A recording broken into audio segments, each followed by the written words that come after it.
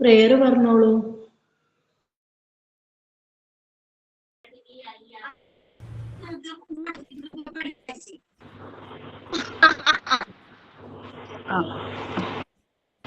Good morning. Sorry, good afternoon. Good afternoon, ma'am. Prayer ഞാനാണ് ma'am. God's love, it's so wonderful. God's love, it's so wonderful. God's love, it's so wonderful. Oh, wonderful love. So high, you can get over it. So deep, you can get under it. So wide, you can get around it. It's so wonderful love. Oh, wonderful love. God's love. It's so wonderful. Oh, wonderful love.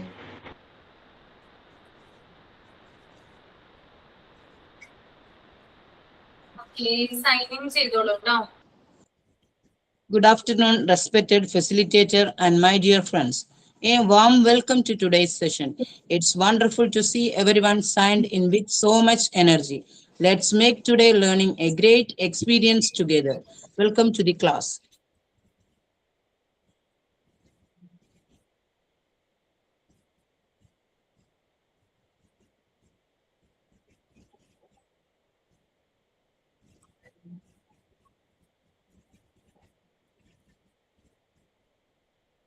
Thought പറഞ്ഞോളൂ.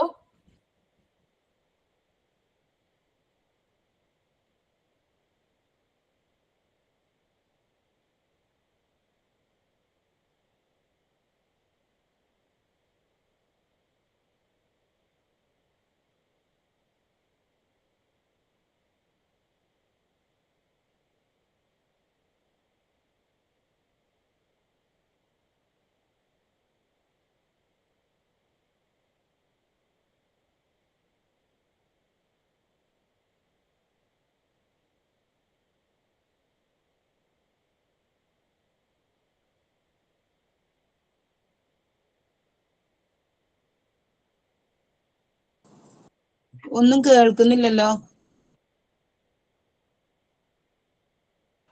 ഇതെന്താ network പോയോ? Sound ഇല്ലേ? Hang ആയോ?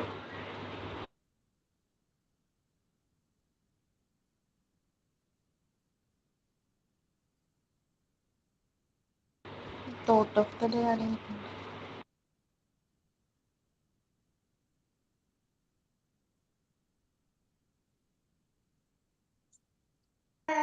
Thought of the day പറഞ്ഞോ? ഇല്ല പറഞ്ഞില്ല. ആർക്കില്ല? Thought പറഞ്ഞോളൂ.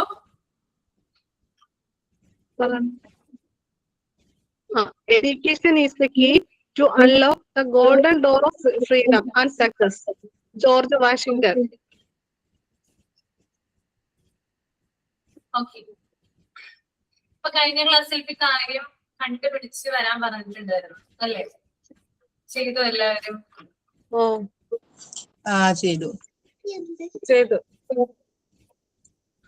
ഒന്ന് പറയാമോ? ജനിച്ച ഉടനെ BCGന്റെ കൂടെ ഒന്ന് കൊടുക്കും, ഒരു ഡോസ്. പിന്നെ 6 ആഴ്ചയാവുമ്പം കുത്തിവെപ്പിന്റെ കൂടെ ഒരെണ്ണം കൊടുക്കും. 10 ആഴ്ചയിൽ ഒരെണ്ണം കൊടുക്കും. 14 ആഴ്ചയിൽ ഒരെണ്ണം കൊടുക്കും. 1.5 വയസ്സിൽ ഒരെണ്ണം കൊടുക്കും. അങ്ങനെ 5 എണ്ണം. പിന്നെ വർഷത്തിൽ 2 തവണ, അങ്ങനെ 10 പ്രാവശ്യം, അങ്ങനെ 15 പ്രാവശ്യം.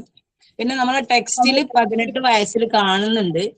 പക്ഷേ അത് ആശാവർക്കർക്കും ടീച്ചർക്കും വിളിച്ചപ്പം അവർക്ക് അങ്ങനെ ഇല്ലാന്ന് അവർ പറഞ്ഞു, അവരറിവില്. 15 എന്നാണ് ഹസീന പറയുന്നത് അല്ലേ? ഞാൻ ചോദിച്ചപ്പോഴും അവരങ്ങനെ പറഞ്ഞു. ഞാൻ അറിഞ്ഞത് 10-ാം മാസം തൊട്ടാണ് കൊടുത്തു തുടങ്ങണേന്ന് പറയുന്നുണ്ട്. പിന്നെ 9 തവണ ആയിട്ട് കൊടുക്കൂന്ന് പറഞ്ഞ് 6 മാസം ഇടവിട്ട് 5 വയസ്സ് വരെ. 9 തവണ. പിന്നെ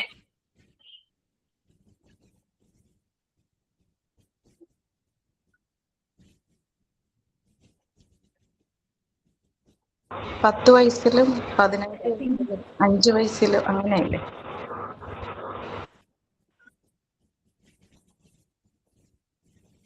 5 വയസ്സ് വരെ കൊടുക്കുക. പോളിയോ 5 വയസ്സ് വരെ, പോളിയോ 5 വയസ്സ് വരെ. പിന്നെ കൊടുക്കുന്ന വേറെ വാക്സിൻ 5 വയസ്സ് വരെയല്ലേ വെച്ച് കൊടുക്കുന്നു? അതൊന്ന് 0 dose, 6th week, 10th week, 14th week, പിന്നെ 2 ഇയേഴ്സ് ബൂസ്റ്റർ. അങ്ങനെയുള്ളതാണോ? ആണോ നീനു ആണോ?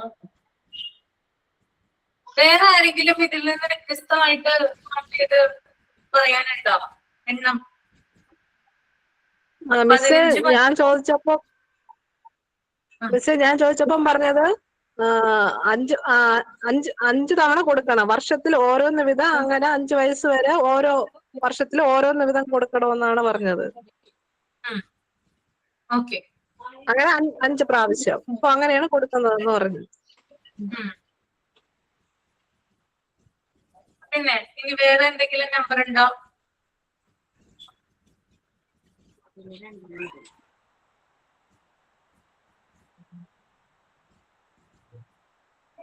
വേറെ ആരും അന്വേഷിച്ചില്ലേ? ഇത്രയും പേര് മാത്രമേ അന്വേഷിച്ചുള്ളൂ?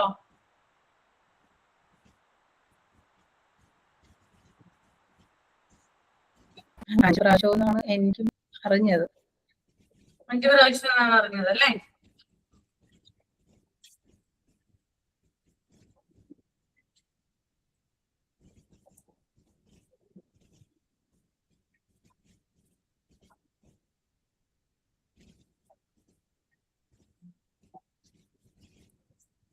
ഏഴ് എന്ന് പറഞ്ഞ നമ്പർ ആർക്കെങ്കിലും കിട്ടിയോ? 7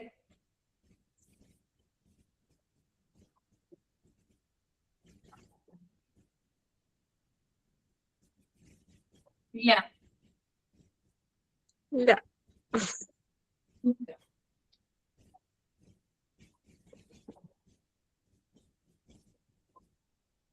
ഓക്കെ, അപ്പൊ നമുക്കിത് ഒന്നും കൂടി പിന്നീട് ഒന്ന് ഡിസ്കസ് ചെയ്യാം കേട്ടോ. ഇപ്പൊ വ്യത്യാസങ്ങളോ മറ്റോ എന്തെങ്കിലും വന്നിട്ടുണ്ടോ എന്ന് എനിക്ക് കറക്റ്റ് ആയിട്ട് അറിയില്ല. അതുകൊണ്ടാണ് നിങ്ങളോട് അന്വേഷിച്ച് കണ്ടുപിടിക്കാൻ പറഞ്ഞത്. പക്ഷെ പലരും പല രീതിയിലാണ് നമ്പേഴ്സ് പറയുന്നത്.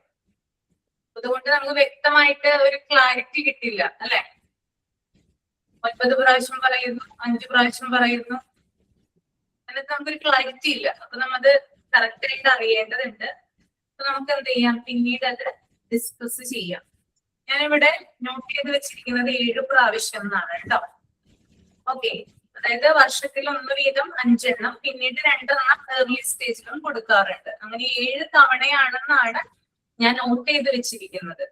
ഓക്കെ, അപ്പൊ അതിനകത്ത് എന്തെങ്കിലും വ്യത്യാസങ്ങൾ ഉണ്ടോ എന്ന്? മാം, ഈ പ്രസവം കഴിഞ്ഞിട്ട് കൊടുക്കുന്നതൊക്കെ ഉണ്ടല്ലോ, 1 മാസത്തില് 2 മാസം, അത് പോളിയോ അല്ലല്ലോ, അത് മറ്റേ വാക്സിനേഷൻ അല്ലേ?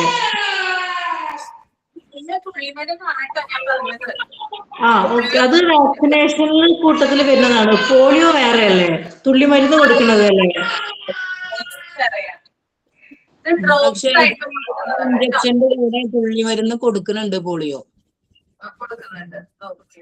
ഞാൻ ടീച്ചറോടും ആശാ വർക്കറോടും വിളിച്ചു ചോദിച്ചപ്പോ അവരങ്ങനെ പറഞ്ഞു. അങ്ങനെയാണ് പറഞ്ഞത് അല്ലേ? അപ്പൊ നമുക്കൊന്ന് ചോദിക്കാം, ഒന്നുകൂടി ഒന്ന് നോക്കട്ടെ, എന്നിട്ട് നമുക്കത് ഡിസ്കസ് ചെയ്യാം. ഓക്കെ, ഇതിനകത്ത് കുറച്ച് മാറ്റങ്ങൾ വന്നിട്ടുണ്ടാവാൻ സാധ്യത കൂടുതലാണ്. പല വാക്സിനും ഇല്ല. ചില വാക്സിന് പകരം വേറെ ചില വാക്സിൻസ് ഒക്കെയാണ് ഇപ്പൊ കൊടുത്ത് കൂടുതലായിട്ട് വരുന്നത്. ഓക്കെ, അപ്പൊ നമുക്കൊന്ന് നമ്മള് കഴിഞ്ഞ ക്ലാസ്സിൽ ഡിസ്കസ് ചെയ്ത കാര്യം ഏതായിരുന്നു? എന്തായിരുന്നു കഴിഞ്ഞ ക്ലാസ്സിൽ പറഞ്ഞിരുന്നത്?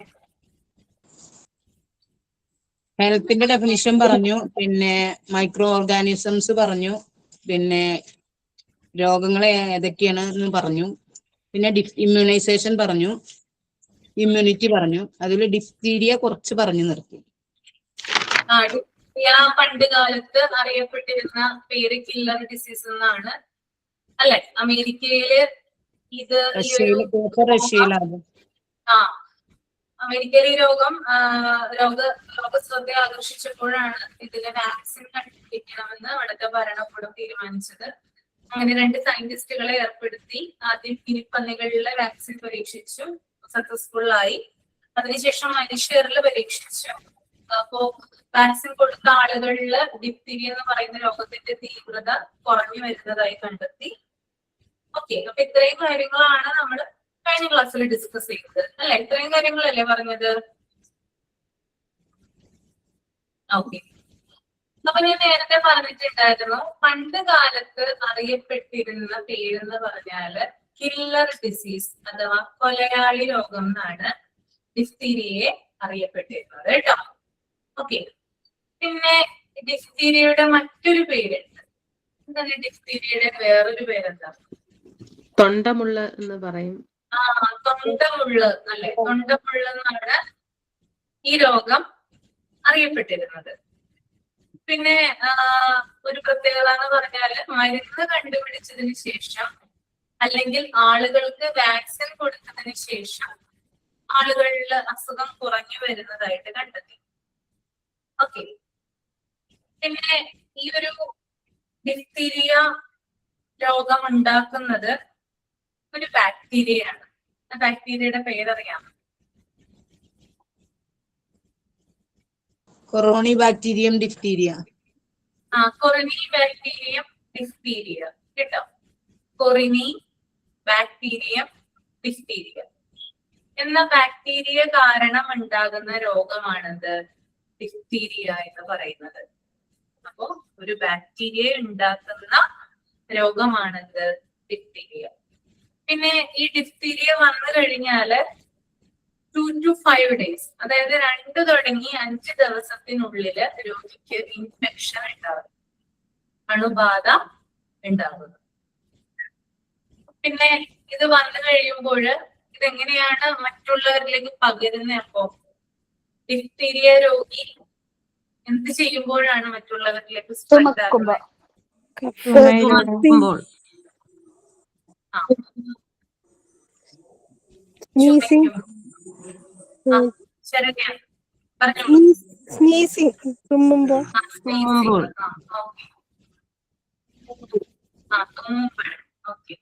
പിന്നെ എയർ ആയിട്ട്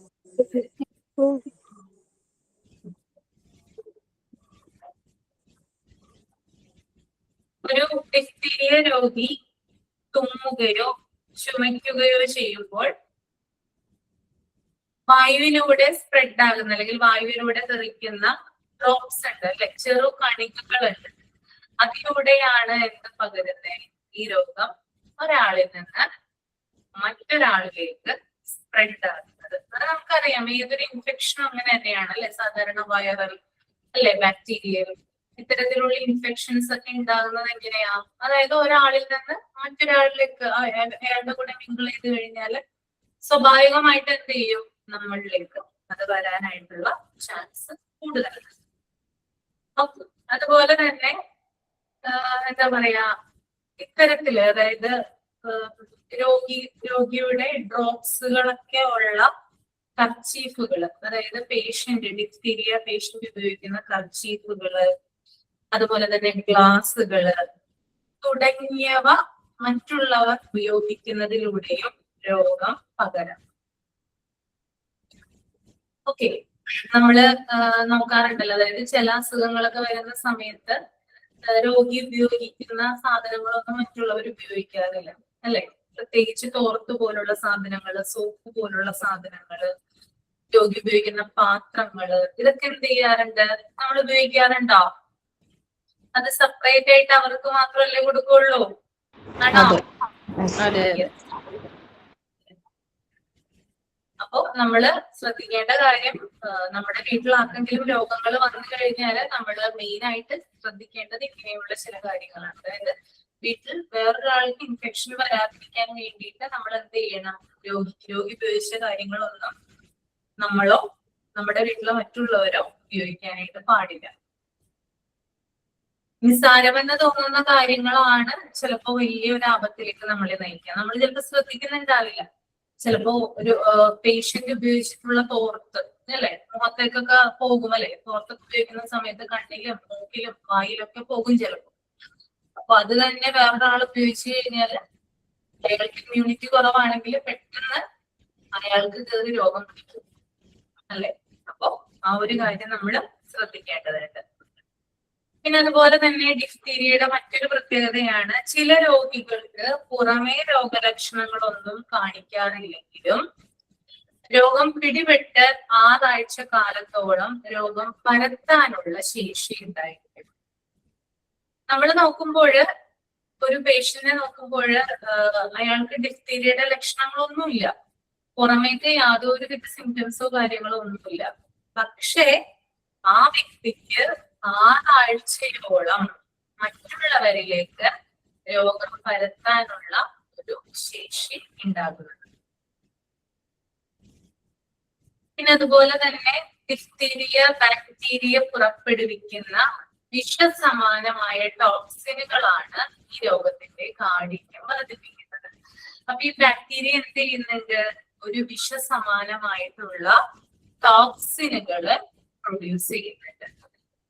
അതിന്റെ പ്രൊഡക്ഷൻ കാരണമാണ് രോഗികൾക്ക് രോഗാവസ്ഥ മൂർച്ഛിക്കുന്നത്. ഓക്കെ, ക്ലിയർ ആണോ പറഞ്ഞത് ഇത്രയും?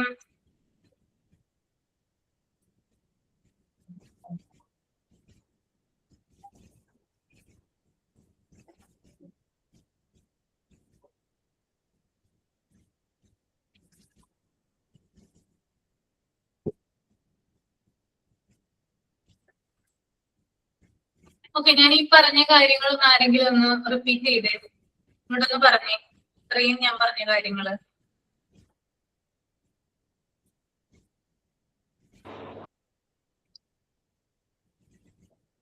ഇനി മനസ്സിലായെന്ന് അറിയണ്ടേ പറഞ്ഞത്?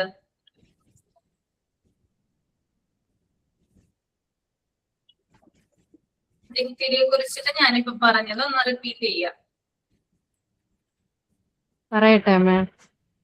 പറഞ്ഞോളൂ. ഡിഫ്തീരിയ ബാക്ടീരിയ ഉണ്ടാക്കുന്ന ഒരു രോഗമാണ്. തുമ്മൽ, ചുമ അതുപോലെ ഉള്ളതിലൂടെയാണ്, വായിലൂടെയാണ് പെട്ടെന്ന് ഇത് സ്പ്രെഡ് ആവുന്നത്. പിന്നെ പുറമെ രോഗലക്ഷണമൊന്നുമില്ലാത്ത ആളുകൾ അങ്ങനെ ഉണ്ടാവാറുണ്ട്. അതൊരു 6 വീക്കോളം അങ്ങനെ നിൽക്കും. മറ്റുള്ളവരിലേക്ക് രോഗം പടർത്താനുള്ള ശേഷി ഇവർക്കുണ്ടായിരിക്കും. പിന്നെ ഇതില് വിഷസമാനമായ ഒരു ടോക്സിനാണ് ഇത് പ്രൊഡ്യൂസ് ചെയ്യുന്നത്.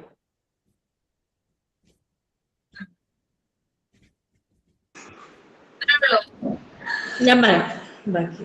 അല്ല, എനിക്ക് മനസ്സിലായതുപോലെ ഞാനൊരു ഷോർട്ട് ഫോമിൽ പറഞ്ഞുതരാം. ഈ ഡിഫ്തീരിയ എന്ന് പറയുന്ന അസുഖം ഒരുതരം ചുമയാണ്. അത് ചില ആൾക്കാർക്ക് അത് കാണപ്പെടും പുറത്തോട്ട്, ചില ആൾക്കാർക്ക് അത് കാണൂല. ഈ ഡിഫ്തീരിയ അസുഖമുള്ളവര് അവരുപയോഗിക്കുന്ന വസ്ത്രം, മുണ്ട്, പാത്രം അല്ലെങ്കിൽ എന്തോകട്ടെ, എന്ത് ഉപയോഗിക്കുന്നുണ്ടോ അത് നമ്മൾ ഉപയോഗിക്കാതിരിക്കുക. ഉപയോഗിച്ചാൽ അത് പെട്ടെന്ന് പകരും. അപ്പോൾ ഓർക്കുള്ള വസ്ത്രം എന്താണെങ്കിലും അത് വേറെ വെക്കണം.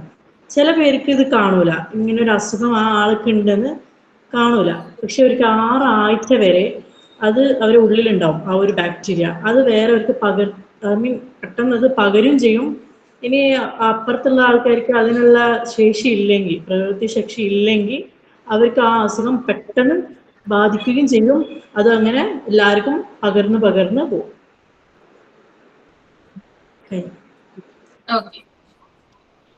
ഓക്കെ, അപ്പൊ നമുക്ക് ഇനി ഇതിന്റെ ലക്ഷണങ്ങൾ അഥവാ സിംറ്റംസ് എന്തൊക്കെയാണെന്ന് നോക്കാം. എന്തൊക്കെയായിരിക്കും സാധാരണ ഉള്ള സിംറ്റംസ് ഡിഫ്തീരിയയുടെ? കേട്ടിട്ടുണ്ടോ? നിർത്താതെയുള്ള ചുമ, ഹൈ ടെമ്പറേച്ചർ,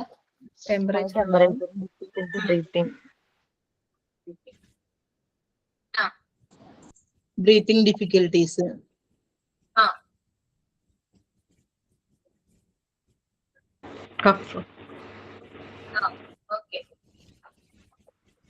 പിന്നെ തൊണ്ടയില് എന്താ കട്ടിയുള്ള ഒരു കളർ ചേഞ്ചിലുള്ള ഒരു സാധനം ഉണ്ടാവും. ഒരു വൈറ്റ് മെംബ്രെയിൻ അല്ലേ? ഒരു ഒരു ഗ്രേ കളറൊക്കെ പോലത്തെ. പിന്നെ തടസ്സം ഉണ്ടാവും, പനി,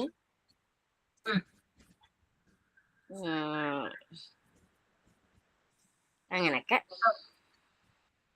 അതായത് നമുക്കറിയാം സാധാരണ നമുക്ക് ജലദോഷം വരുന്നത് പോലെ തന്നെയുള്ള ആ ഒരു സിറ്റുവേഷൻ തന്നെയായിരിക്കും ഇതിന് ഫസ്റ്റ് ഉണ്ടാവുക. സാധാരണ ഒരു ജലദോഷം പോലെ തുടങ്ങും. പിന്നെ മൂക്കിൽ നിന്ന് ഇങ്ങനെ വെള്ളം വാട്ടർ ഇങ്ങനെ വന്നുകൊണ്ടിരിക്കും. പിന്നെ ചുമയുണ്ടാകും.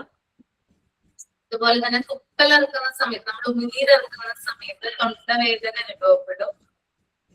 പിന്നെ ഇതിന്റെ മറ്റൊരു ഇമ്പോർട്ടന്റ് ആയിട്ടുള്ള സിംറ്റം എന്ന് പറയുന്നത് വാ തുറന്ന് നോക്കുന്ന സമയത്ത് ഒരു വൈറ്റ് മെംബ്രെയിൻ അഥവാ വെള്ളപ്പാട പോലെ കാണാനായിട്ട് സാധിക്കും. നമ്മൾ ഈ പാലൊക്കെ കുറച്ചു നേരം വെച്ച് കഴിഞ്ഞാല് മുകളിൽ പാട കെട്ടില്ലേ, കണ്ടിട്ടുണ്ടല്ലോ? അതുപോലെ വാ തുറന്ന് നോക്കുന്ന സമയത്ത് ഉള്ളിലായിട്ട്, അതായത് അണ്ണാക്കിന്റെ ഭാഗത്തായിട്ട് നമുക്ക് കാണാനായിട്ട് സാധിക്കും. അപ്പോ നമ്മള് ഈ ഡിഫ്തീരിയ ഡയഗ്നോസ് ചെയ്യുന്ന അല്ലെങ്കിൽ ഡിഫ്തീരിയയിൽ പിടിപെട്ടിട്ടുള്ള ഒരു പേഷ്യന്റിന്, ഒരു കുട്ടിയെ നമ്മൾ കൊണ്ടുപോകുന്ന സമയത്ത് ഡോക്ടറെ നമ്മൾ കൺസൾട്ട് ചെയ്യുമ്പോൾ ഡോക്ടർ, എല്ലാ ഡോക്ടേഴ്സും ചെയ്യുന്ന ഒരു കാര്യമാണ് വാ തുറന്ന് നോക്കാൻ പറയും, അല്ലെ? ഇല്ലേ? സ്റ്റെതസ്കോപ്പ് വെച്ച് പരിശോധിക്കുന്നതിന് മുമ്പായിട്ട് എന്ത് ചെയ്യും? വാ തുറക്കാനായിട്ട് പറയാറുണ്ട്, അല്ലെ? അപ്പോ ഈ വാ തുറന്ന് നോക്കുന്ന സമയത്ത് ഈ വൈറ്റ് മെംബ്രെയിൻ അഥവാ ഈ ഒരു വെള്ളപ്പാട് പോലെ കാണുവാണെങ്കിൽ ഡോക്ടർക്ക് അന്നേരം ഉറപ്പിക്കാനായിട്ട് പറ്റും, ഈ കുട്ടിക്ക് ഡിഫ്തീരിയയാണ്. അപ്പൊ ഇതിന്റെ പ്രാഥമിക സിംറ്റം എന്ന് പറയുന്നത് വാ തുറന്ന് നോക്കുന്ന സമയത്ത് വെള്ളപ്പാട് പോലെ കാണാൻ പറ്റുകയെന്നുള്ളതാണ്. പിന്നെ അതിന്റെ കൂടെ തന്നെ തലവേദന ഉണ്ടാകാം, ഛർദി ഉണ്ടാകാം, അതുപോലെ തന്നെ ഹാർട്ട് ബീറ്റ് വ്യത്യാസം വരാം, കൈയും കാലും തളർന്നു പോകാം, മരണം വരെ സംഭവിക്കാം, ശ്വാസ തടസ്സം ഉണ്ടാകാം, വോയിസിൽ ചേഞ്ച് ഉണ്ടാകാം. ഓക്കെ, ഇതൊക്കെ എന്തിന്റെ ലക്ഷണമാണ്? ഡിഫ്തീരിയയുടെ ലക്ഷണമായിട്ടാണ്. ഓക്കെ, മനസ്സിലായല്ലോ? അപ്പൊ ഇതാണ് ഡിഫ്തീരിയയുടെ പ്രധാനപ്പെട്ട സിംറ്റംസ് എന്ന് പറയുന്നത്. ഓക്കെ, പിന്നെ ടോൺസിൽസ് പോലെ ആവില്ലല്ലോ? എന്താ ടോൺസിൽസ് വേറെയാ? ടോൺസിൽസ് വേറെയാണ് കേട്ടോ. പിന്നെ സാധാരണഗതിയിൽ 2 വയസ്സിന് താഴെയുള്ള കുട്ടികൾക്കാണ് ഡിഫ്തീരിയ ഉണ്ടാകുന്നത്. സാധാരണയായിട്ട് നമ്മൾ നോക്കുമ്പോൾ 2 വയസ്സിൽ താഴെയുള്ള കുട്ടികൾക്കാണ് ഈ രോഗം കൂടുതലായിട്ട് കാണപ്പെടുന്നത്. പക്ഷെ കുട്ടികൾക്കുണ്ടെങ്കിൽ അത് മുതിർന്നവരിലേക്കും സ്പ്രെഡ് ചെയ്യാം. കുട്ടികൾക്ക് വന്നു കഴിഞ്ഞാൽ എന്താണ്? അത് സ്പ്രെഡ് ആയിട്ട് മുതിർന്നവരിലേക്ക് ഈ രോഗം വരും. പിന്നെ നമ്മള് ഈ ഡിഫ്തീരിയയുടെ പ്രോപ്പർ ആയിട്ടുള്ള വാക്സിൻ കറക്റ്റ് സമയത്ത് എടുക്കുവാണെങ്കിൽ നമുക്ക് രോഗം വരാതെ നോക്കാം. പലതരത്തിലുള്ള വാക്സിനുകളും അവൈലബിൾ ആണ്, അല്ലേ? ഇല്ലേ? ഈ അടുത്ത് നമുക്കറിയാം പെൺകുട്ടികൾക്കുള്ള വാക്സിൻ, സെർവിക്കൽ ക്യാൻസറിനെതിരായിട്ടുള്ള വാക്സിൻ നിങ്ങൾ ന്യൂസിലൊക്കെ കണ്ടായിരുന്നില്ലേ? കുറേ എന്താ പറയാ വാക്സിനുകൾ ഉണ്ട് നമുക്ക്, അതായത് രോഗത്തെ പ്രിവെന്റ് ചെയ്യുന്നതിന് വേണ്ടിയിട്ട്. നിങ്ങൾ വിചാരിക്കാറുണ്ടോ നമ്മളെപ്പോഴും ഡോക്ടേഴ്സിന്റെ അടുത്ത് പോകുന്നുണ്ട്, അല്ലെ? പക്ഷെ ഡോക്ടേഴ്സിന് എന്താണ് അധികം രോഗം വരാത്തെ? ചിന്തിക്കാറുണ്ടോ? നമുക്ക് മാത്രം എപ്പോഴും അസുഖം വരുന്നത്, ഡോക്ടർമാർക്ക് എങ്ങനെയാണ് അസുഖം വരാത്തെ? എന്തുകൊണ്ടാ? ഒരു വാക്സിൻ എടുക്കുന്നുണ്ട് കറക്റ്റ് എല്ലാ വർഷവും. അതുകൊണ്ടാണ് കേട്ടോ. അതായത് കുറേയധികം പേഷ്യൻസിനെയാണ്. ആ വാക്സിൻ എല്ലാവർക്കും എടുത്താ പോരെ? ആ വാക്സിൻ എല്ലാവർക്കും എടുത്താ പോരെ? പിന്നെ ഹോസ്പിറ്റലിലേക്ക് പോകേണ്ട ആവശ്യമുണ്ടോ?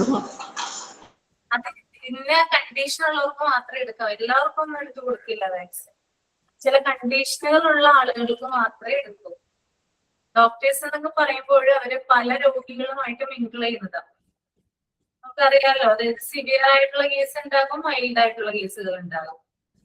അപ്പോ അത്തരത്തില് കുറേയധികം പേഷ്യൻസിനെ കൈകാര്യം ചെയ്യുന്ന സമയത്ത് ഇപ്പോഴത്തെ രോഗം വരാനുള്ള ചാൻസ് കൂടുതലാണ്. അപ്പൊ അതിനെ പ്രിവെന്റ് ചെയ്യുന്നതിന് വേണ്ടിയിട്ടാണ് ഇവര് വാക്സിൻ എടുക്കുന്നത്. വാക്സിൻ എന്ന് പറഞ്ഞാൽ ചില്ലറ എമൗണ്ട് വരുന്നതില്ല, വലിയ എമൗണ്ട് വരുന്ന വാക്സിൻ ഒക്കെയാണ് എടുക്കുന്നത്. മാം, എനിക്ക് അങ്ങനെ ഡോക്ടർ പറഞ്ഞായിരുന്നു വാക്സിൻ എടുക്കാൻ. എനിക്കിങ്ങനെ എപ്പോഴും പനി ഇങ്ങനെ വന്നപ്പോ അന്നേരം ഡോക്ടർ പറഞ്ഞതാ ഞങ്ങളും എല്ലാം ഇങ്ങനെ എടുക്കുന്നുണ്ട്, അതിൽ പേടിക്കേണ്ട ആവശ്യമില്ല എന്ന്. അതെ അതെ, വാക്സിൻ എടുക്കുന്ന ചിലവർക്ക് പേടിയാണ്. ഇതുപോലെ തന്നെ രമ്യ പറഞ്ഞ പോലെ തന്നെ വാക്സിൻ, ചില വാക്സിൻ ഒക്കെ എടുത്ത് കുറേയധികം വാക്സിൻ ഉണ്ട്. ഇമ്മ്യൂണിറ്റി ലോങ് ലാസ്റ്റ് ചെയ്യുന്ന വാക്സിൻ ഉണ്ട്. വൈറൽ ഫ്ലൂ വരാതിരിക്കാനുള്ള വാക്സിനുകളുണ്ട്, അങ്ങനെ കുറെ അധികം ഉണ്ട്. അത് അവർക്ക് തോന്നണം, അതായത് ഈ ഒരു പേഷ്യന്റിന് അത് ആവശ്യമാണെന്ന് തോന്നണം. അപ്പോഴാണ് അതവര് നമുക്ക് പ്രിസ്ക്രൈബ് ചെയ്ത് തരും. ഓക്കെ, അപ്പോ നമ്മള് പ്രോപ്പർ ആയിട്ട് ഡിഫ്തീരിയയുടെ വാക്സിനേഷൻ എടുക്കുവാണെങ്കിൽ നമുക്ക് ഈ ഒരു രോഗം ഒരു പരിധി വരെ നമുക്ക് പ്രിവെന്റ് ചെയ്യാനായിട്ട് സാധിക്കും. പിന്നെ 90-95% വരെ ഇതിനെ പ്രിവെന്റ് ചെയ്യുന്ന ഒരു വാക്സിൻ ആണ് എന്ത്, DPT വാക്സിൻ എന്ന് പറയുന്നത് കേട്ടോ. DPT. അപ്പോ ഈ DPT വാക്സിൻ എന്ന് പറഞ്ഞാൽ ഇതിന്റെ മോർട്ടാലിറ്റി റേറ്റ് വളരെ ഹൈ ആണ്. ഇതൊരു നോട്ടിഫൈബിൾ ഡിസീസ് ആണ്. പക്ഷെ നമ്മളിപ്പോ DPTക്ക് പകരം കൊടുക്കുന്നത് പെന്റാവാലന്റ് ആണ് കേട്ടോ. ഹോസ്പിറ്റലിൽ കൊടുക്കുന്ന വാക്സിൻ എന്ന് പറയുന്നത് പെന്റാവാലന്റ് ആണ്. DPT ആദ്യം കൊടുത്തിരുന്നതാണ്, പക്ഷെ ഇപ്പൊ കൂടുതലായിട്ട് പെന്റാവാലന്റ് ആണ് കുട്ടികൾക്ക് കൊടുക്കുന്നത്. അപ്പൊ നമുക്ക് ഒന്ന് നോക്കാം എങ്ങനെയാണ് DPT വാക്സിൻ പ്രൊവൈഡ് ചെയ്യുന്നത് നോക്കാം.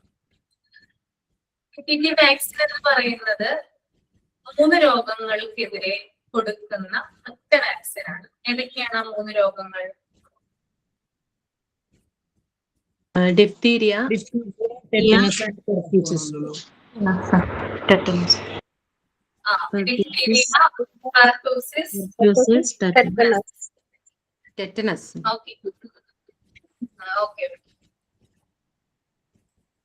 അപ്പോ DPT വാക്സിന്റെ ഫസ്റ്റ് ഡോസ് കൊടുക്കുന്നത് 6th വീക്കിലാണ്. ബേബിക്ക് 6 ആഴ്ച പ്രായമുള്ളപ്പോൾ കൊടുക്കും. പിന്നെ 10th വീക്ക്, അതായത് 10 ആഴ്ച പ്രായമുള്ളപ്പോൾ കൊടുക്കും. പിന്നെ 14th വീക്ക്, 14 ആഴ്ച പ്രായമുള്ളപ്പോൾ കൊടുക്കും. അങ്ങനെ ഈ 3 ഡോസും കൂടി DPTയുടെ പ്രൈമറി ഡോസ് എന്നാണ് അറിയപ്പെടുന്നത്. മനസ്സിലായോ? ഇത് 3 ഇടവേളകളിലായിട്ടാണ് കൊടുക്കുന്നത്. പക്ഷെ ഇതിനെ 3നെയും പറയുന്നത് DPTയുടെ പ്രൈമറി ഡോസ് എന്നാണ്. അതിനുശേഷം പിന്നെ 1.5-2 വയസ്സിനിടയിലും, പിന്നെ 4 തുടങ്ങി 5 വയസ്സിനിടയിലും, 12-14 വയസ്സിനിടയിലും എന്ത് ചെയ്യും, ഇതിന്റെ ബൂസ്റ്റർ ഡോസ് കൊടുക്കും. അപ്പൊ ആദ്യത്തെ ആഴ്ചകളിൽ പ്രൈമറി ഡോസ് കൊടുക്കുകയും പിന്നീട് ഇതിന്റെ ബൂസ്റ്റർ ഡോസ് ആണ് നൽകപ്പെടുന്നത്. അപ്പൊ ഇങ്ങനെയാണ് ഇതിന്റെ വാക്സിനേഷൻ മുന്നോട്ട് പോകുന്നത്. മാം ഒന്നുകൂടെ പറയാമോ? 1.5-ക്കും 2.5 വയസ്സിനും ഇടയ്ക്കും, പിന്നെ എപ്പോഴാ? പിന്നെ നമ്മുടെ ടെക്സ്റ്റിലുണ്ട് അത്. പിന്നെ 4 വയസ്സിനും 5 വയസ്സിനും ഇടയില്, പിന്നെ 12-14 വയസ്സ് അല്ലെങ്കിൽ 15 വയസ്സ്, ആ സമയത്ത് ബൂസ്റ്റർ കൊടുക്കും. DPTയുടെ ബൂസ്റ്റർ.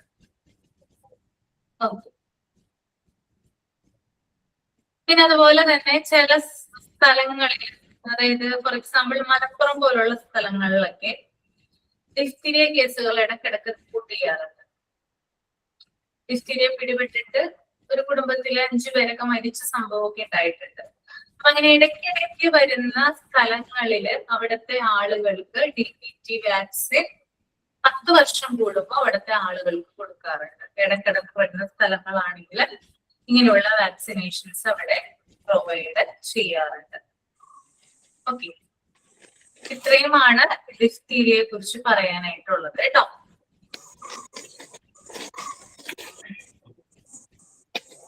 ഓക്കെ ആണോ? മനസ്സിലായില്ലേ? പിന്നെ വേറൊരു കാര്യം കൂടി ഉണ്ട്. നേരത്തെ ഞാൻ പറഞ്ഞു ഡോക്ടർ ഇത് ഐഡന്റിഫൈ ചെയ്യുന്നത് വൈറ്റ് മെമ്പറൈൻ ഭാഗമൊക്കെ നോക്കുന്ന സമയത്ത് ഉണ്ടോന്ന് നോക്കിയിട്ടാണ് അല്ലെ. അല്ലാതെ തന്നെ ഇത് നമ്മൾക്ക് ഒരു എന്താ പറയാ ടെസ്റ്റ് വൈസ് നമ്മൾക്ക് തെളിയിക്കുന്നതിന് വേണ്ടിയിട്ട് കൾച്ചർ ടെസ്റ്റ് നടത്താം. അതായത് നമ്മുടെ തൊണ്ടയിലെ സ്വാബ്, അതായത് ഉമിനീരെടുത്തിട്ട് എന്ത് ചെയ്യാം, ടെസ്റ്റ് ചെയ്യാനായിട്ട് അയക്കാം. അതിനകത്ത് ടെസ്റ്റ് റിസൾട്ട് പോസിറ്റീവ് ആണെങ്കിൽ ഡിഫ്തീരിയ കുട്ടിക്ക് ഉണ്ടെന്നാണ് അർത്ഥം, മീനിങ് കേട്ടോ. അല്ലേ? മനസ്സിലായല്ലോ?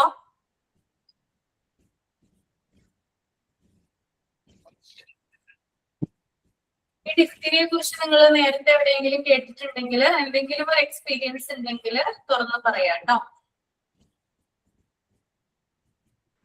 ഞാനൊന്ന് ചോദിച്ചോട്ടെ, ഇത് എന്തെങ്കിലും ഫുഡ് കഴിച്ചിട്ടൊക്കെ അങ്ങനെ വരുന്നതാണോ? അല്ല, ഫുഡ് കഴിച്ചിട്ടൊന്നുമല്ല. ഇതൊരു ബാക്ടീരിയ ഉണ്ടാക്കുന്നതാണ്. നമ്മുടെ ശരീരത്തിൽ നിന്ന് തന്നെ പ്രൊഡ്യൂസ് ചെയ്യുന്നതാ? എന്താണ്? നമ്മുടെ ശരീരത്തിൽ നിന്ന് തന്നെ ഉണ്ടാവുന്നതാണോ? ശരീരത്തിൽ നിന്ന് അങ്ങനെ ഉണ്ടാവുന്നതല്ല, ഇത് പുറമേ നിന്ന് വരുന്നതാ. ഫോറിൻ വസ്തുക്കൾ എന്നൊക്കെ പറയില്ലേ, അതുപോലെ ഉണ്ടാകുന്ന. പിന്നെ ഇതിനെ പ്രിവെന്റ് ചെയ്യുന്നതാണ് ഈ ഒരു വാക്സിൻ എന്ന് പറയുന്നത്. നമ്മുടെ നാട്ടിൽ അധികം ഉണ്ടോ കുട്ടികൾക്ക്? ഞാൻ കേട്ടിട്ടില്ലല്ലോ. നമ്മുടെ നാട്ടിലുണ്ട്, മലപ്പുറത്ത്. മലപ്പുറത്താണ് ഡെഫിനറ്റ് വരുന്നത്. എന്താ? മെഡിസിൻ ഒക്കെ ഇപ്പൊ ഉണ്ടല്ലോ അല്ലേ ഡിഫ്തീരിയക്ക്? ഉണ്ട്. അതായത് കൂടുതൽ കോംപ്ലിക്കേഷനിലേക്ക് പോകുമ്പോഴാണ് മരണം സംഭവിക്കുന്നത്. പ്രിവെന്റ് ചെയ്യാൻ നമുക്ക് 2019 തോന്നുന്നു 5 പേര് മരിച്ചു ഒരു വീട്ടില് ഡിഫ്തീരിയ പിടിപെട്ട്. 19 അതിനുശേഷം റിപ്പോർട്ട് ചെയ്തിട്ടുണ്ടെന്നാണ് എനിക്ക് തോന്നുന്നത്. വീണ്ടും അവിടെ തന്നെ മലപ്പുറത്ത് തന്നെയാണ് സ്ഥിരം എപ്പോഴും വരുന്നത്.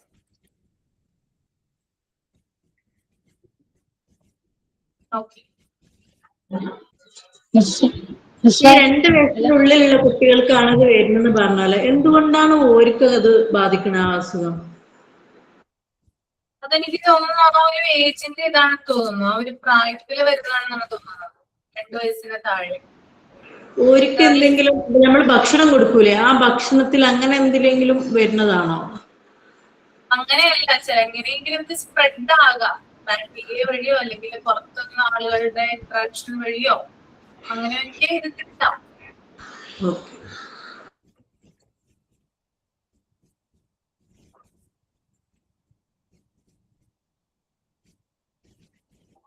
മലയാളത്തിൽ എന്താ എന്നാണ് ഇതിനെ പറയണ? മലയാളത്തിൽ തൊണ്ടമുള്ളെന്നാ പറയാ, ഡിഫ്തീരിയ അല്ലെങ്കിൽ തൊണ്ടമുള്ള് എന്നുള്ള രീതിയിലാണ് പറയാ കേട്ടോ. എനിക്ക് വന്നിട്ടുണ്ട്, പക്ഷേ ഈ സംഭവം അറിയില്ല. വന്നിട്ടുണ്ടോ? ആ, എത്ര വയസ്സിലാണ്? കൊണ്ട് അത് കല്യാണം കഴിഞ്ഞിട്ടില്ല. കല്യാണം കഴിഞ്ഞിട്ടാണോ? ആ, പക്ഷെ ഇതാണോന്ന് അറിയില്ലല്ലോ. ഇപ്പൊ പഠിച്ചപ്പോഴാണ് ഇത് ഇത്ര സീരിയസ് ആണെന്നൊക്കെ അറിയുന്നു. ഇല്ലേ, ഉപ്പുവെള്ളം കൊണ്ട് പിന്നെ തന്നെ പോവായിരുന്നു. അതെയല്ലേ.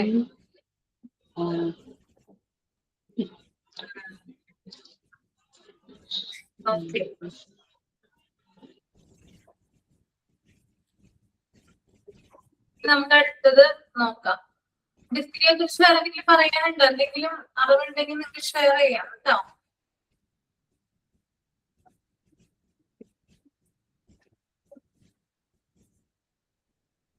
ക്ലാസ്സിൽ വരുമ്പോ പോളിയോമൈലൈറ്റിസ്, മീസിൽസ്, റുബെല്ല, മംസ് ഇതിനെ കുറിച്ചിട്ട് എല്ലാരും ഡീറ്റെയിൽ ആയിട്ട് സെർച്ച് ചെയ്ത് എഴുതിക്കൊണ്ട് വരണം കേട്ടോ.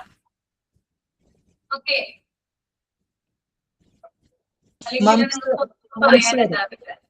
മംസ്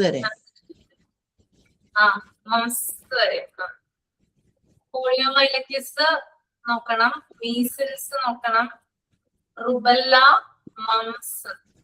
ഡീറ്റെയിൽ ആയിട്ടുള്ള എക്സ്പ്ലനേഷൻ വേണം കേട്ടോ. 1 പേജെങ്കിലും എഴുതുക ടോട്ടലായിട്ട്. എല്ലാത്തിനെ കുറിച്ച് 1 പേജിലാണോ അല്ല ഓരോന്നിന്റെ കുറിച്ച് ഓരോ പേജിലാണോ? ഓരോന്നിനെ കുറിച്ച് ഓരോ പേജ്. നമ്മുടെ സെമിനാർ ബുക്കിലാണ് സെമിനാർ ബുക്കിൽ എഴുതുക. അപ്പൊ നമുക്ക് സെമിനാർ ബുക്കിലാണോ റെക്കോർഡ് ബുക്കിലാണോ? സെമിനാർ ബുക്കില് എഴുതും കേട്ടോ. ഈ മംസെല്ലാം സെമിനാർ എടുത്തിന്. എപ്പെടുത്തു? അശ്വതി മിസ്സിന്റെ ക്ലാസ്സില്. ക്ലാസ്സിലോ? അല്ല, അപർണ മിസ്സിന്റെ ക്ലാസ്സിൽ. അത് ഓരോ അസുഖങ്ങളെ കുറിച്ചും പറയാൻ പറഞ്ഞിട്ടായിരുന്നു സെമിനാർ. കുട്ടികൾക്ക് വരാവുന്ന അസുഖങ്ങൾ.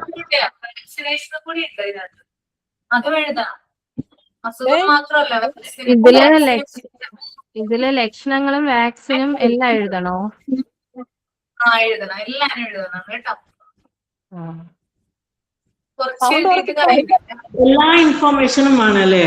വാക്സിനേഷൻ എങ്ങനെ വരുന്നു, ആർക്ക് വരുന്നു, എത്ര പ്രായത്തിൽ വരുന്നു, എല്ലാം. എല്ലാം വേണം. കേവലം അസുഖത്തെ കുറിച്ച് മാത്രം എടുത്തിട്ട് കാര്യമില്ല. അതിന്റെ വാക്സിൻ എപ്പോഴാണ് കൊടുക്കേണ്ടത്, എന്ത് വാക്സിനാണ് എടുക്കേണ്ടത്, ആർക്കൊക്കെയാണ് വരുന്നത്, എന്തൊക്കെയാണ് സിംറ്റംസ്, എപ്പോഴാണ് സിവിയറിറ്റി ഉണ്ടാകുന്നത്, അങ്ങനെയുള്ള കാര്യങ്ങളൊക്കെ എഴുതാം. അത് നിങ്ങൾക്ക് വന്നിട്ടുണ്ടെങ്കിൽ അതും കൂടി അതിന്റെ താഴെ ചേർക്കുക.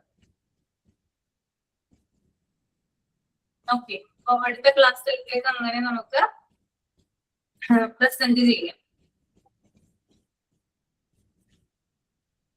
ഇപ്പൊ എന്തോ പറഞ്ഞേ കേട്ടില്ലായിരുന്നു. അതായത് ഞാൻ പോളിയോ മൈലറ്റിസ് തുടങ്ങി മംസ് വരെ ഓരോ അസുഖങ്ങളെയും അതിന്റെ വാക്സിനെയും കുറിച്ചിട്ട് ഡീറ്റെയിൽ ആയിട്ട് എഴുതാൻ പറഞ്ഞിട്ടുണ്ട്. സെമിനാർ പോലെ അവതരിപ്പിക്കാൻ. കേട്ടോ? അത് അടുത്ത ക്ലാസ്സിലേക്ക് ചെയ്തിട്ട് വരും. എല്ലാവരും ചെയ്യുക. മാം ഒരു കാര്യം ചോദിക്കട്ടെ?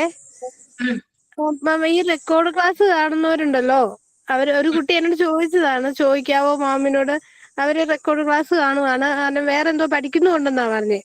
അപ്പം ഈ സെമിനാറും നമ്മുടെ നമ്പർ വീലും നമ്പർ ചാർട്ടും ഒക്കെ പ്രസന്റ് ചെയ്യാൻ എന്നാ വഴിയെന്ന് ചോദിച്ചു. അവർക്ക് വേറെന്ത് അങ്ങനെ കാണാം? അത് വൈവ ടൈമിൽ കാണിച്ചാൽ മതി. വൈവ ടൈമില്? ആ ശരി മാം. മിസ് ഒരു കാര്യം ചോദിച്ചോട്ടെ? മിസ് നമ്മളിത് ഈ സെമിനാർ മിസ് ചോദിക്കുന്ന പോലെ സെമിനാർ പ്രസന്റേഷൻ പോലെ ചെയ്യണോ അടുത്ത ക്ലാസ്സില് ഇതിനെ പറ്റിയെല്ലാം? അതോ മിസ് ഡിസ്കസ് ചെയ്യുമ്പോൾ നമ്മളുള്ള ഇൻഫർമേഷൻസ് പറഞ്ഞാൽ മതിയോ, അതോ മിസ് പറയുന്നവര് അത് പ്രസന്റ് ചെയ്യണം? ഓക്കെ. സെമിനാർ ആയിട്ട് നിങ്ങൾ പ്രസന്റ് ചെയ്യണം കേട്ടോ. Okay miss. അപ്പൊ എല്ലാവരും എല്ലാ ടോപ്പിക്കുകളെയും കുറിച്ചിട്ട് നോക്കിയിട്ട് വരിക. ഇന്ന ടോപ്പിക് ഇന്ന വ്യക്തികൾക്കാണെന്ന് പറയുന്നില്ല, എല്ലാവരും എല്ലാം ചെയ്യണം. അപ്പൊ ഞാൻ പറയുന്ന ആളുകള് അത് പ്രസന്റ് ചെയ്താൽ മതി. ഓക്കെ. പിന്നെ ഒരാൾ വായിച്ചു കഴിഞ്ഞിട്ട് മറ്റൊരാൾക്ക് കൂടുതലായിട്ട് അവിടെ പറയാനുണ്ടെങ്കിൽ അത് ആഡ് ചെയ്യാം. അപ്പൊ അടുത്ത ആൾ അത് പറയുക, മിസ്സേ കുറച്ചുകൂടി എനിക്ക് ഇതിനകത്ത് ആഡ് ചെയ്യാനുണ്ടെന്ന് പറഞ്ഞാൽ അവര് അവതരിപ്പിച്ച, അതായത് ഫോർ എക്സാമ്പിൾ നീലു മഹേഷ് ഇപ്പോ മീസിൽസ് എന്ന് പറയുന്ന സബ്ജക്റ്റിനെ കുറിച്ച് സെമിനാർ പ്രസന്റ് ചെയ്തു. ഓക്കെ, അപ്പൊ അത് കുറച്ച് കാര്യങ്ങൾ നീനു പറഞ്ഞു. അതിനുശേഷം ഹസീനയ്ക്ക് നീനു പറയാത്ത കാര്യങ്ങൾ എന്തെങ്കിലും ഉണ്ടെങ്കിൽ ആഡ് ചെയ്യാനുണ്ടെങ്കിൽ ഹസീനയ്ക്ക് ആ ടോപ്പിക് തന്നെ ഇവിടെ പ്രസന്റ് ചെയ്യും. മനസ്സിലായോ? ഇത് ഏത് ലാംഗ്വേജിലാണ് നമ്മൾ പ്രസന്റ് ചെയ്യേണ്ടത്? ഇംഗ്ലീഷിലാണോ മലയാളത്തിലാണോ? ഉള്ള ലാംഗ്വേജിൽ ചെയ്യാം. എല്ലാവർക്കും മനസ്സിലാകണം എന്ന് മാത്രം. ഓക്കെ, എല്ലാവർക്കും കംഫർട്ടബിൾ ആയിട്ടുള്ള മനസ്സിലാകുന്ന രീതിയിൽ ഇംഗ്ലീഷിലും ചെയ്യാൻ വേണമെങ്കിൽ അതിന്റെ എക്സ്പ്ലനേഷൻ നിങ്ങൾക്ക് മലയാളത്തിൽ പറയാവുന്നതാണ്. എല്ലാവർക്കും ചിലപ്പോൾ ഇംഗ്ലീഷ് കേട്ടാൽ മനസ്സിലാവില്ലെന്ന് ഉണ്ടെങ്കിൽ മലയാളത്തിൽ പറഞ്ഞു കൊടുക്കാം. ഓക്കെ. ഈ ബുക്കിൽ എഴുതേണ്ട ഇംഗ്ലീഷിലല്ലേ? ബുക്കിൽ എഴുതുന്നത് ഇംഗ്ലീഷിലും എഴുതാം, മലയാളത്തിലും എഴുതാം, കുഴപ്പമില്ല. രണ്ടിലും എഴുതാം. ഡിഫ്തീരിയ എഴുതണ്ടേ മിസ്സേ? ഡിഫ്തീരിയ എഴുതണ്ട, പെർട്ടുസിസും വേണ്ട, ടെറ്റനസും വേണ്ട, ബാക്കിയുള്ളത് എഴുതിയാൽ മതി. ഓക്കെ. ഇനി എന്തെങ്കിലും ഡൗട്ട് ഉണ്ടോ ചോദിക്കാൻ?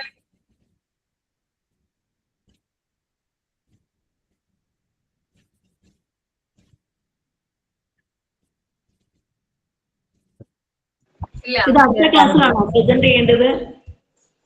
നെക്സ്റ്റ് ക്ലാസ്സിൽ. നെക്സ്റ്റ് ക്ലാസ് എന്ന് പറയുമ്പോ സഹവ്യാഴമാണെന്ന് തോന്നണം അല്ലെ? ആണോ? അതെ അതെ അതെ മിസ്സേ.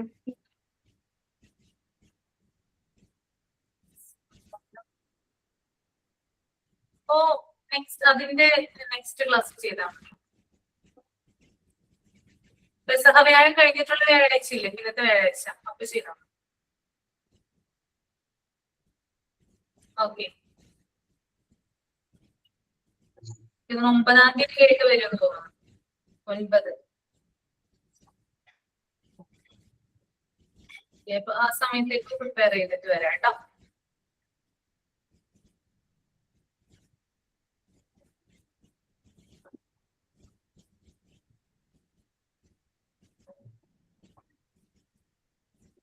ഓക്കെ, ഇനി നമുക്ക് അടുത്തത് നോക്കാം.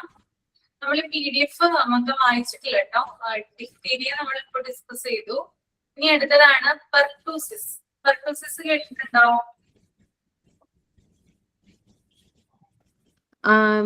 വില്ലൻ ചുമ അതാണോ മിസ്? അതെ അതെ, വില്ലൻ ചുമ. വന്നിട്ടുണ്ടോ ആരെങ്കിലും?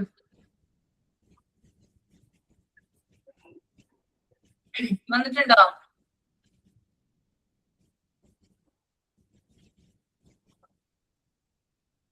ഇല്ല ഇല്ല. ഇല്ല. കേട്ടിട്ടില്ല. ചുമ ഒന്ന് കുറെ പേര് ഇങ്ങനെ കേട്ടിട്ടുണ്ട്. സാധാ ചുമകൾ കേട്ടിട്ടുണ്ട്, ഇങ്ങനത്തതൊന്നും കേട്ടിട്ടില്ല. കുറെ നാള് നിക്കുന്ന ചുമ കേട്ടിട്ടുണ്ട്. ഓക്കെ, അപ്പൊ ഇതന്നെയല്ലേ വൂപ്പിംഗ് കഫ്? വൂപ്പിംഗ് കഫ് ഇതന്നെയല്ലേ? അതെ അതെ, അത് തന്നെയാണ് കേട്ടോ. അപ്പൊ ഈ പെർട്ടോസിസ് എന്ന് പറയുന്നത് സാധാരണയായിട്ട് കുട്ടികളിലാണ് കണ്ടുവരുന്നത്. ഓക്കെ, കുട്ടികളിലാണ് കണ്ടുവരുന്നത്. ചെറിയ ചുമയിൽ തുടങ്ങി പിന്നെ വളരെ വലിയ രീതിയിൽ നിർത്താതെ ചുമയ്ക്കുകയും ഒടുവിൽ ചുമച്ച് ഛർദ്ദിക്കുകയും ചെയ്യും. അപ്പൊ ആദ്യം ചെറിയ ചുമയിലാണ് സ്റ്റാർട്ട് ചെയ്യുക. പക്ഷെ പിന്നീട് എന്ത് ചെയ്യും? വലിയ രീതിയിൽ നിർത്താതെ ചുമച്ചുകൊണ്ടിരിക്കും. പിന്നെ അവസാനം ചുമച്ച് ഛർദ്ദിക്കുകയും ചെയ്യും. 100 days കഫ് എന്നാ പറയാ, 100 ദിവസത്തെ ചുമ. അത് കേട്ടിട്ടുണ്ടോ? കേട്ടിട്ടുണ്ട്. ചുമ എന്നാണ് പറയുന്നത് കേട്ടോ. പിന്നെ ഇത് പരത്തുന്ന ബാക്ടീരിയ എന്ന് പറയുന്നത് ബോർഡല്ല പെർട്ടൂസിസ് എന്ന് പറയുന്ന ബാക്ടീരിയ ആണ്. ബോർഡല്ല പെർട്ടൂസിസ് എന്ന് പറയുന്ന ബാക്ടീരിയയാണ് ഇത് എന്താ പറയാ ഈ രോഗം ഉണ്ടാക്കുന്നത്. പിന്നെ ഇതിന്റെ ലക്ഷണങ്ങൾ എന്ന് പറയുന്നത് നേരിയ പനി ഉണ്ടാകും, അതുപോലെ മൂക്കൊലിപ്പ്, ശ്വാസം ഉള്ളിലേക്ക് എടുക്കുമ്പോൾ വലിയ രീതിയിൽ സൗണ്ട് ഉണ്ടാകുന്നു, ശരീരത്തിന് നീല നിറം ഉണ്ടാകുന്നു. അങ്ങനെയൊക്കെയാണ് ഇതിന്റെ സിംറ്റംസ് വരുന്നത്. അതുപോലെ തന്നെ 1 വയസ്സിന് താഴെയുള്ള കുട്ടികളില് കഠിനമാകാനായിട്ട് സാധ്യതയുണ്ട്. വന്നു കഴിഞ്ഞാല് ഭയങ്കരമായിട്ട് നമുക്കറിയാം, കുഞ്ഞുങ്ങൾക്ക് നമുക്ക് വലിയവർക്ക് ചുമ വന്നാൽ പോലും നമുക്ക് സഹിക്കാൻ പറ്റില്ല. അപ്പൊ നിങ്ങൾ ഓർത്ത് നോക്കി, കുഞ്ഞുങ്ങൾക്കാണ് ചുമ വരുന്നതെങ്കിൽ അല്ലെ, നിർത്താതെ ഇങ്ങനെ ചുമച്ചുകൊണ്ടിരിക്കുമ്പോൾ നമുക്ക് ഭയങ്കര ബുദ്ധിമുട്ടാണ് ഇത് കാണാനായിട്ട് അല്ലെ. അപ്പൊ 1 വയസ്സിന് താഴെയുള്ള കുട്ടികളിൽ ഇത് വന്നു കഴിഞ്ഞാൽ കുറച്ചുകൂടി കഠിനമാകാനായിട്ട് സാധ്യതയുണ്ട്. പിന്നെ ചുമയുടെ കാഠിന്യം മൂലം തലച്ചോറില് രക്തസ്രാവം അഥവാ ഇന്റേണൽ ബ്ലീഡിങ് ഉണ്ടാവും. ചുമച്ച് നമ്മുടെ ബ്രെയിനിൽ എന്ത് ചെയ്യും? ഇന്റേണൽ ബ്ലീഡിങ് ഉണ്ടാകുകയും പിന്നീട് അത് ന്യൂമോതൊറാക്സിന് കാരണമാകുകയും ചെയ്യും. ഓക്കെ, പിന്നെ സിവിയറിറ്റി കൂടുതൽ, അതായത് രോഗം ഗുരുതരമായി കഴിഞ്ഞാൽ രോഗിക്ക് വെന്റിലേറ്റർ ചികിത്സ ആവശ്യമായിട്ട് വരും.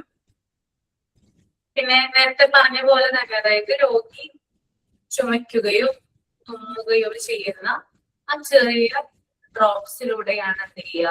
മറ്റുള്ളവരിലേക്ക് ഈ രോഗം പകരുന്നത്. ഈ വില്ലൻ ചുമ അല്ലെങ്കിൽ പെർട്ടൂസിസ് എന്ന് പറയുന്ന രോഗം കൂടുതലായിട്ട് കണ്ടുവരുന്നത് ചേരികളിൽ അഥവാ താഴ്ന്ന നിലവാരമുള്ള പ്രദേശങ്ങളിൽ താമസിക്കുന്ന കുട്ടികൾക്കാണ്. അതായത് ചേരി പ്രദേശങ്ങളിൽ, അതായത് പ്രോപ്പർ ഹൈജീനോ കാര്യങ്ങളോ ഒന്നും തന്നെ ഇല്ലാതെ ഉള്ള പ്രദേശങ്ങളിലെ കുട്ടികൾക്കാണ് ഈ രോഗം കൂടുതലായിട്ട് കണ്ടുവരുന്നത്. പിന്നെ ഇതിന്റെ ഒരു മറ്റൊരു പ്രത്യേകത എന്ന് പറഞ്ഞാല് മൂക്ക് മുതൽ ശ്വാസനാളി വരെ ബാക്ടീരിയകൾ വസിക്കും. അതായത് ഈ ബാക്ടീരിയ നമ്മുടെ ശരീരത്തിനുള്ളിൽ പ്രവേശിച്ചു കഴിഞ്ഞാല് നമ്മുടെ മൂക്ക് തുടങ്ങി ലങ്സിന്റെ ശ്വാസനാളി ഉണ്ടല്ലോ അവിടെ വരെ പറ്റിപ്പിടിച്ച് അള്ളിപ്പിടിച്ചിരിക്കുന്നത് കാണാനായിട്ട് സാധിക്കും. അതുകൊണ്ടാണ് ചുമ ഇത്രയും കഠിനമാകാനായിട്ട് കാരണം. ഒരടി പോലും നീങ്ങില്ല. എവിടെയാണോ ബാക്ടീരിയ ഉള്ളത് അവിടെ തന്നെ പറ്റിപ്പിടിച്ചിരിക്കും. അപ്പോ രോഗിക്ക് ബ്രീതിങ് ഡിഫിക്കൽറ്റി ഉണ്ടാവും, ശ്വാസമുട്ട് ഉണ്ടാവും, ചുമ നിൽക്കില്ല, ഇങ്ങനെയുള്ള കാര്യങ്ങളൊക്കെ നമുക്ക് കാണാനായിട്ട് സാധിക്കും. പിന്നെ ഇതിന്റെ ഫസ്റ്റ് സ്റ്റേജ് എന്ന് പറയുന്നത് പനി ജലദോഷം, അതായിരിക്കും ആദ്യം ഉണ്ടാവുക. രണ്ടാമത്തെ സ്റ്റേജിലാണ് ചുമ വരുന്നത്. മൂന്നാമത്തെ സ്റ്റേജ് ആവുമ്പോൾ ശരീരത്തില് ചുവന്ന പാടുകൾ കാണാനായിട്ട് സാധിക്കും. ഓക്കെ, അപ്പൊ ഇത്രയുമാണ് എന്ത് ഇതിന്റെ സിംറ്റംസ് എന്ന് പറയുന്നത്. പിന്നെ കുട്ടികളില് നമുക്കറിയാം, അതായത് പെന്റാവാലന്റ്, അതായത് DTPക്ക് പകരമായിട്ട് കൊടുക്കുന്നതാണ് പെന്റാവാലന്റ് എന്ന് പറയുന്ന വാക്സിൻ. അത് കുട്ടികൾക്ക് കൊടുക്കാറുണ്ട്. പിന്നെ DTaP എന്ന് പറയുന്ന വാക്സിൻ കൊടുക്കാറുണ്ട്. DTaP എന്ന് പറയുന്ന വാക്സിൻ കൊടുക്കുന്നു. പിന്നെ മുതിർന്നവരാകുമ്പോൾ TDAP എന്ന് പറയുന്ന വാക്സിൻ കൊടുക്കുന്നു. അങ്ങനെ 2 വാക്സിനുകളുണ്ട്. പെന്റാവാലന്റ് കൊടുക്കുന്നുണ്ട്, DTaP കൊടുക്കുന്നുണ്ട്, TDAP കൊടുക്കുന്നുണ്ട്. ക്ലിയർ ആണോ? മാം, ഈ തലച്ചോറിൽ ബ്ലീഡിങ് ഉണ്ടായിട്ട് പിന്നെ അത് വേറെന്തോ ആയി മാറില്ല, അതെന്തായിരുന്നു? ന്യൂമോതൊറാക്സ്, അതൊരു അവസ്ഥയാണ് കേട്ടോ, ബ്ലീഡിങ് ഉണ്ടാവുന്നത്. ന്യൂമോതൊറാക്സ്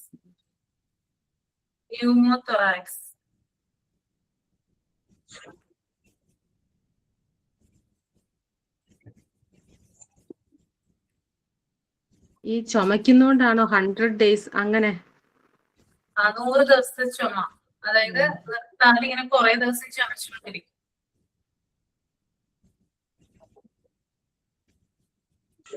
ഇതൊക്കെ ഒരു പകർച്ചവ്യാധി അസുഖങ്ങളാണല്ലേ? പകർച്ചവ്യാധി അസുഖങ്ങളാണല്ലേ ഇതൊക്കെ?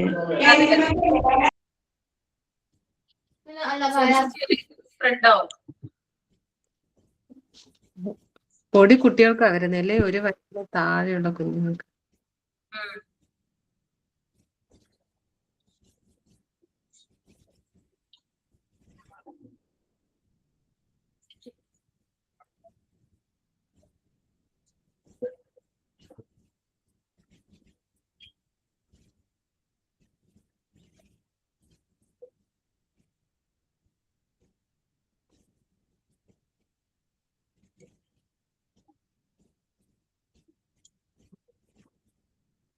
ഓക്കെ, മനസ്സിലായല്ലോ? ക്ലിയർ അല്ലേ? ഇതിന്റെ ബാക്ടീരിയയുടെ പേരൊന്നുകൂടെ പറയോ? ബാക്ടീരിയയുടെ പേര് പറയാം. ബോർഡെല്ല പെർട്ടൂസിസ്. ബോർഡെല്ല പെർട്ടൂസിസ്.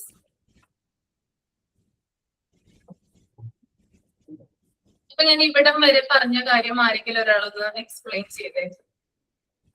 ഡിപ്തീരിയ പറഞ്ഞു, പെർട്ടൂസിസ് പറഞ്ഞു.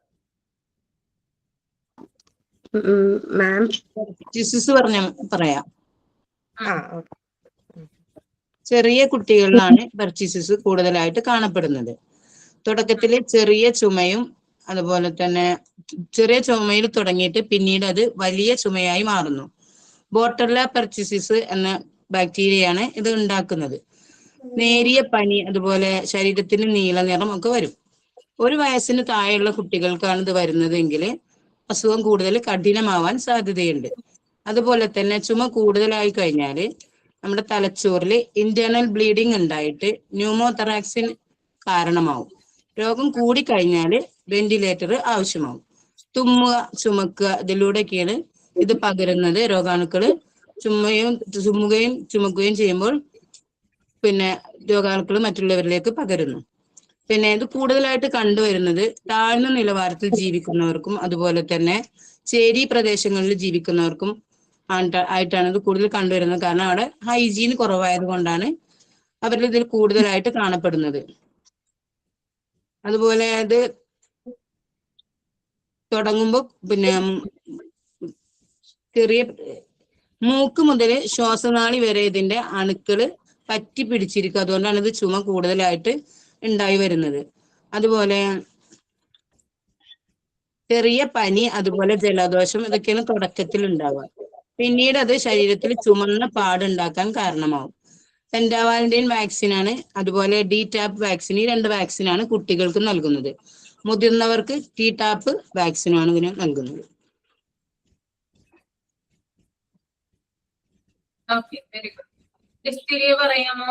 കുറച്ച് കാര്യങ്ങള്, സിംറ്റംസ് ഒന്നും പറഞ്ഞില്ല നേരത്തെ, പറഞ്ഞു നിർത്തിയെടുത്ത് നിന്ന് പറയാമോ? ഡിഫ്തീരിയ.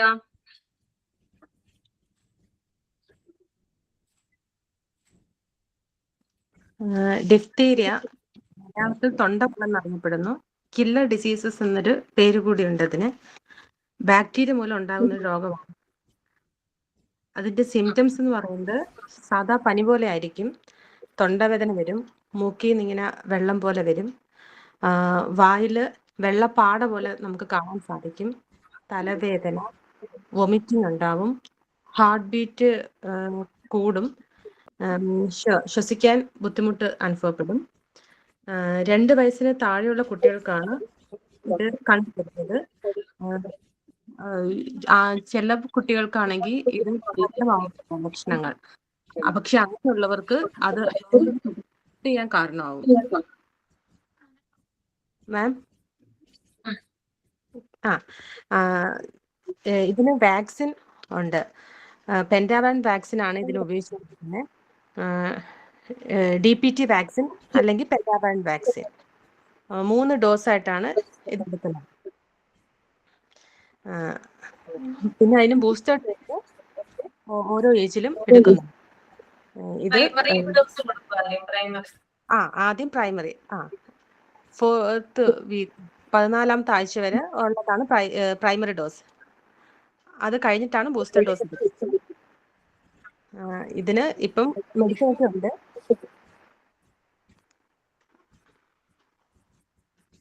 ഓക്കെ ആണോ മാം? ഓക്കെ,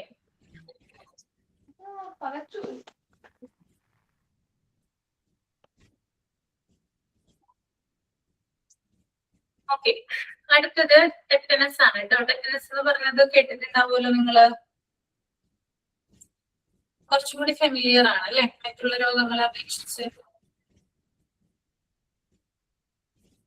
ഏത് ബാക്ടീരിയ ഉണ്ടാക്കുന്നത് tetanus? Tetany, Clostridium tetany. Clostridium tetany എന്ന് പറയുന്ന ബാക്ടീരിയ അല്ലെ. ടെറ്റനസ് എന്ന രോഗം ഉണ്ടാക്കുന്നത് ആരാണ്? ക്ലോസ്ട്രിഡിയം ടെറ്റനി എന്ന് പറയുന്ന ബാക്ടീരിയ ആണ് കേട്ടോ. ഓക്കെ, ഇതിന്റെ പ്രത്യേകത എന്ന് പറഞ്ഞാല് മണ്ണിൽ ഉണ്ടാകുന്ന ബാക്ടീരിയ ആണ്. മണ്ണിലാണ് ഇത് കൂടുതലായിട്ട് ഉണ്ടാകുന്നത്. അതുകൊണ്ട് തന്നെ കുട്ടികളൊക്കെ ചെളിയില് അല്ലെങ്കിൽ മണ്ണിലൊക്കെ കളിക്കുന്ന സമയത്ത് അവർക്ക് മുറിവുണ്ടാവുകയാണെങ്കിൽ, അവരുടെ കൈക്കോ കാലിനോ അല്ലെങ്കിൽ ദേഹത്ത് എവിടെയെങ്കിലൊക്കെ മുറിവുണ്ടാവുകയാണെങ്കിൽ ആ മുറിവിലൂടെ രോഗാണു ശരീരത്തിനകത്തേക്ക് വെച്ചു. ഓക്കെ, മനസ്സിലായോ പറഞ്ഞത്?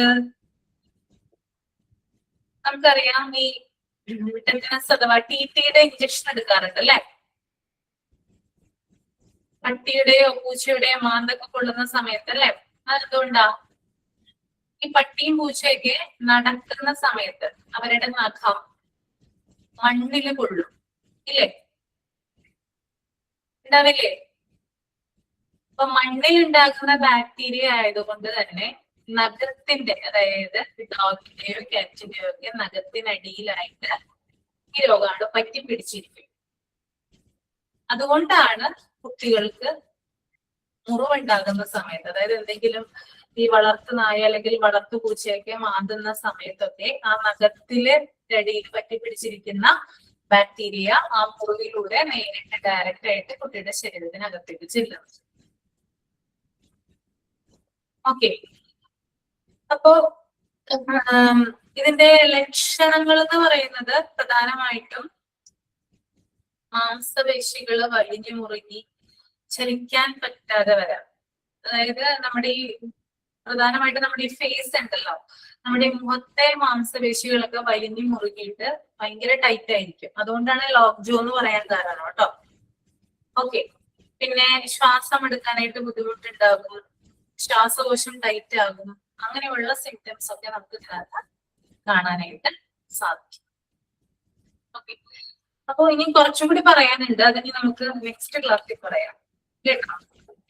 അപ്പൊ ഞാൻ പറഞ്ഞ ആക്ടിവിറ്റി, അതായത് പോളിയോ മൈലറ്റിസ് തുടങ്ങിയിട്ട് മംസ് വരെയുള്ള രോഗങ്ങളെ കുറിച്ച് ഡീറ്റെയിൽ ആയിട്ട് സെർച്ച് ചെയ്യുക, എന്നിട്ട് അതിനെ കുറിച്ച് എഴുതുക, എന്നിട്ട് എന്ത് ചെയ്യാം, നമുക്ക് സെമിനാർ പ്രസന്റ് ചെയ്യും. അപ്പൊ എല്ലാവരും ഓക്കെ അല്ലേ? ഇന്നത്തെ ക്ലാസ് എല്ലാവർക്കും മനസ്സിലായി എന്ന് വിചാരിക്കുന്നു കേട്ടോ. മാം അപ്പഴും നമ്മുടെ കയ്യോ കാലൊക്കെ മുറിയുമ്പോ നമ്മൾ ഒരു ഇഞ്ചക്ഷൻ എടുക്കത്തില്ലേ, അത് ഇതാണോ? അതെ അതെ, TT ആണ് കേട്ടോ, ടെറ്റനസിന്റെ ആണ് കേട്ടോ. ആ ഓക്കെ, അപ്പൊ വൈൻഡപ്പ് ചെയ്യുവാണേ. സൈൻ ഔട്ട് ചെയ്യുന്നുണ്ടെങ്കിൽ ചെയ്യാം. വൈകിട്ട്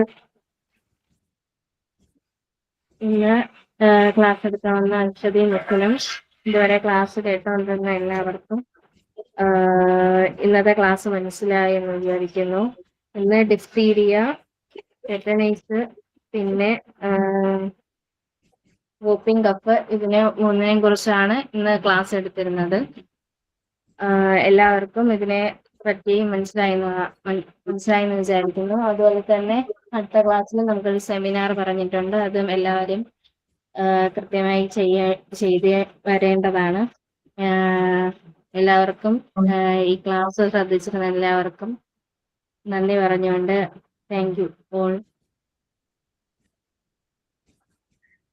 okay, thank you. Thank you miss. Thank you miss.